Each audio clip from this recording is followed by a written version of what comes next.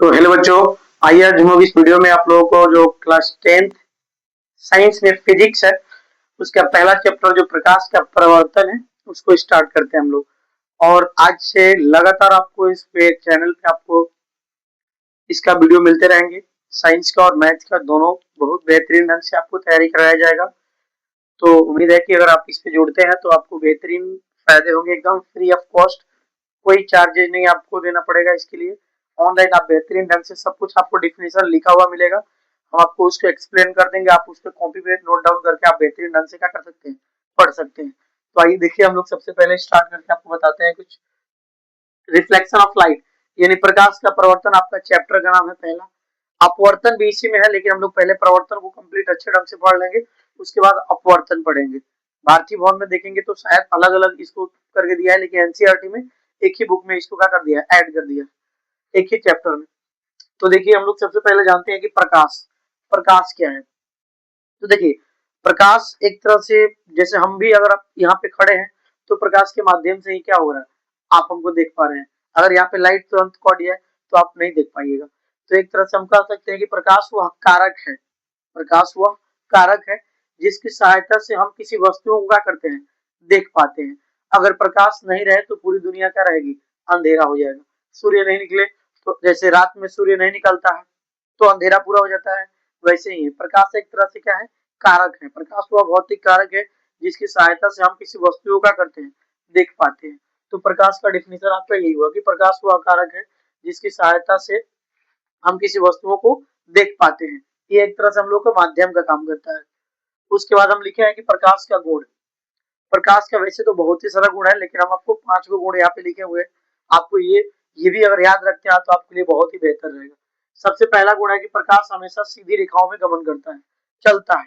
प्रकाश हमेशा सीधी रेखाओं में चलता है। गमन करना भी मतलब भी चलना ही होता है। प्रकाश हमेशा क्या होता है, सीधी रेखा में चलता है। वो जहां से निकलता है तो एकदम सीधी रेखा में चलता है। भले आपको टेढ़ा मेढ़ा दिखाई देता होगा, लेकिन वो जहां से उसका सोर्स होता है वो एकदम वहां से सीधी रेखाओं में चलता है, एकदम सीधा। थोड़ा सा उसमें कोई टेढ़ा नहीं होता है। बात समझ रहे हैं ना। प्रकाश एक प्रकार की ऊर्जा है। प्रकाश एक प्रकार का क्या है, ऊर्जा है, ठीक है ना। Light is a form of energy.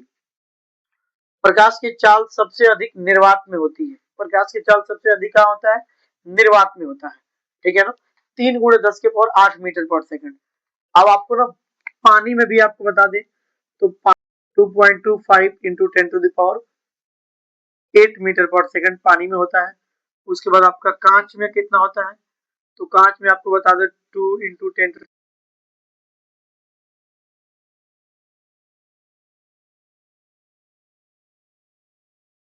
3 lakh kilometre पर सेकंड। पानी में आपका कितना होता है, 2,25,000 किलोमीटर पर सेकंड। और इधर कितना होता है, आपका 2 लाख किलोमीटर पर सेकंड किसमें होता है, कांच में होता है, ठीक है ना। तो सभी का अलग अलग होता है। मीटर पर सेकंड में लिखा गया तो 8 लिखा गया, वैसे अगर किलोमीटर में दिया जाए तो 3 लाख किलोमीटर लगभग होता है। इधर 2,25,000 किलोमीटर पानी में होता है और कांच में कितना होता है, तो 2 लाख किलोमीटर पर सेकंड आपका प्रकाश का चाल होता है, ठीक है ना। उसके बाद तीसरा बताया है कि प्रकाश को गमन करने के लिए किसी माध्यम की आवश्यकता नहीं होती है। मैंने प्रकाश को यहाँ से वहां जाने में कोई आवश्यकता नहीं है, किसी माध्यम की आवश्यकता नहीं होती है। प्रकाश को किसी एक जगह से दूसरे जगह जाने में किसी भी माध्यम की आवश्यकता नहीं होती है। तीसरा आपका है कि प्रकाश तरंग और कण दोनों की तरह व्यवहार करता है। प्रकाश जो है तरंग की तरह भी और कण दोनों की तरह भी व्यवहार करता है, ठीक है ना। और भी बहुत सारे गुण होते हैं प्रकाश का, बट आप 5 याद रखेंगे, आपके एग्जाम में 5 ही लिखने को आते हैं। अब देखिए प्रकाश का स्रोत, सोर्स क्या होता है। जैसे सोर्स आप किसी भी ऑब्जेक्ट का कुछ ना कुछ सोर्स होता है। जैसे मान के चले कि हमारे खाने का सोर्स कहाँ है, घर है, घर जाते हैं तो खाना खाते हैं, ठीक है ना। और आपका भी पढ़ने का सोर्स कहाँ है, कोचिंग, स्कूल, ट्यूशन, मोबाइल से। आज तो एक तरह से मोबाइल भी आपका क्या है, सोर्स, मतलब एक तरह से माध्यम, ठीक है ना। यहाँ पे हम लोग जानते हैं कि प्रकाश का स्रोत क्या है। वे वस्तुएं जिनसे प्रकाश निकलता है उसे प्रकाश का स्रोत कहते हैं। मतलब जहां से उस वस्तुओं का उद्गमन स्थान है, जहां से वो उत्पन्न होता है, निकलता है, उसे क्या कहते हैं, प्रकाश का स्रोत कहते हैं। जैसे आप कह सकते हैं सूर्य, सूर्य से भी प्रकाश मिलता है, तो सूर्य भी प्रकाश का भी क्या है, स्रोत है। सूर्य प्रकाश का सबसे बड़ा स्रोत है। सूर्य, तारे, बिजली, बिजली भी प्रकाश का स्रोत है। जलता हुआ बल्ब, लालटेन, ये सब क्या है, प्रकाश के स्रोत है, इनसे प्रकाश निकलता है, ठीक है ना। उसके बाद प्रकाश को स्रोत, सोर्स के आधार पर पदार्थ को दो पार्टों में बांटा गया है। एक होता है कि प्राकृतिक स्रोत और एक होता है मानव निर्मित स्रोत। अब प्राकृतिक स्रोत क्या होता है, तो सूर्य वे वस्तुएं जिनसे जो प्राकृतिक नेचर के द्वारा प्रोवाइडेड है उसको क्या बोलेंगे, प्राकृतिक स्रोत। और जो मानव के द्वारा बनाया गया है उसको क्या कहेंगे, मानव निर्मित स्रोत।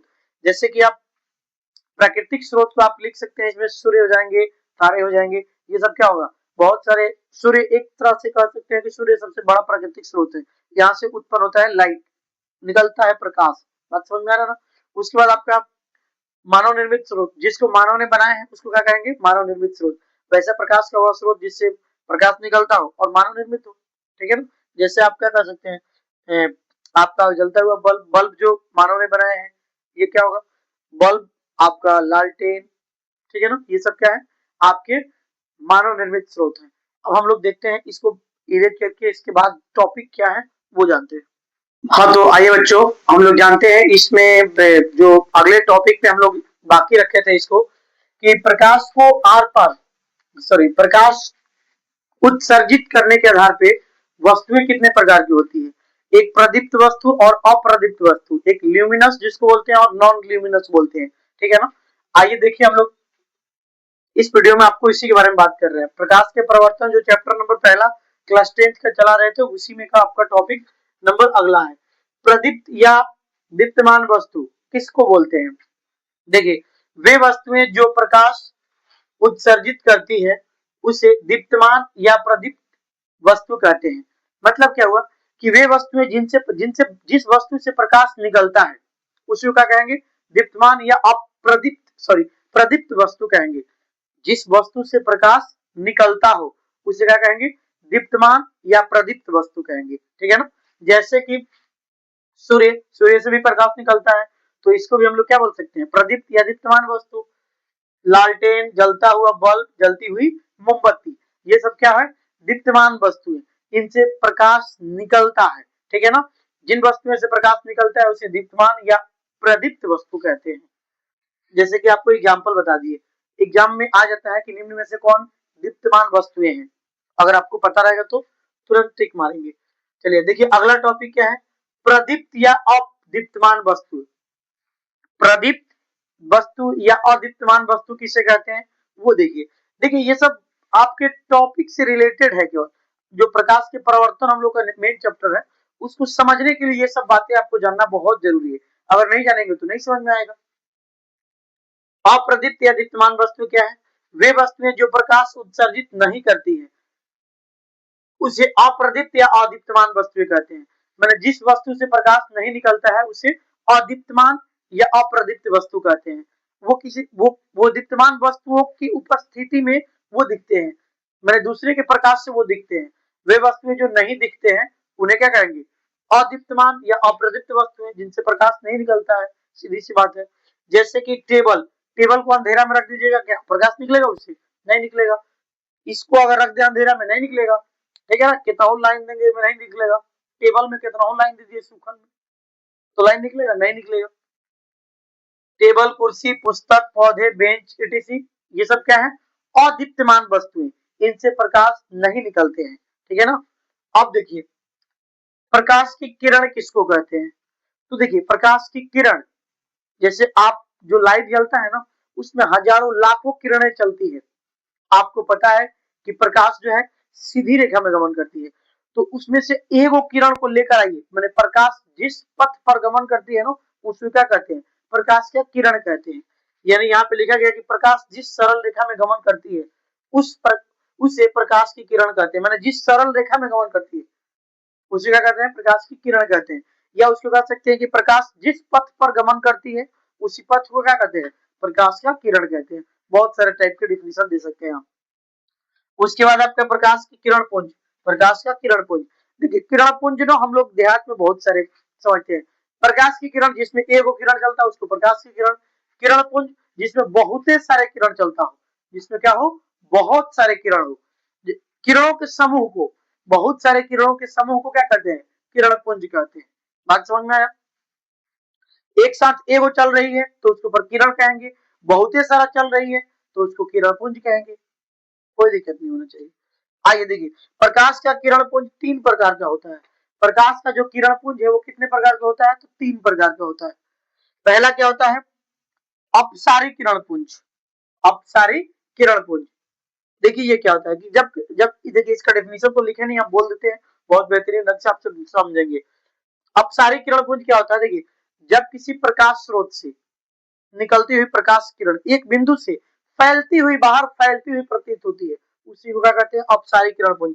देखिए यहाँ से किरण निकलकर चारों सभी दिशाओं में क्या हो रहा है, फैल रहा है, तो इसको क्या कहेंगे, अपसारी किरण पुंज। जब एक बिंदु से प्रकाश की किरण बाहर फैलती हुई प्रतीत होती है, उसे अपसारी किरण पुंज कहते हैं।